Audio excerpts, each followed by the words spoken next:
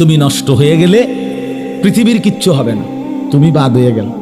প্রতিদিন কত মানুষ যে অ্যাক্সিডেন্টে মরে যায়, এতে পৃথিবীর কিচ্ছু হয় না।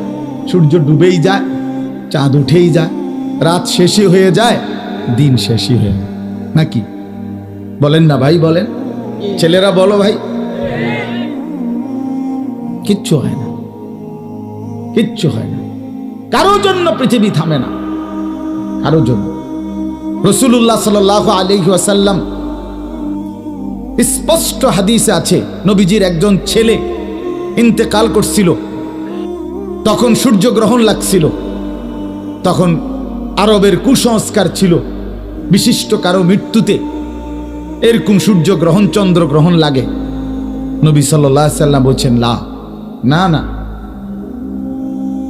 না না না, ইন্না শামসা ওয়াল কামারা লা ইয়াখসিফানি লিমাউতি আহাদিন। না বেটা, সূর্য চন্দ্রের মধ্যে গ্রহণ কারো মৃত্যুর কারণে লাগে না। কারো মৃত্যুতে কিছুই থামে না, পৃথিবী চলতেই থাকে, পৃথিবী চলতেই থাকে। চাই সেটা নবীর সন্তান হোক, নবীর সন্তান, কিচ্ছু থামে না।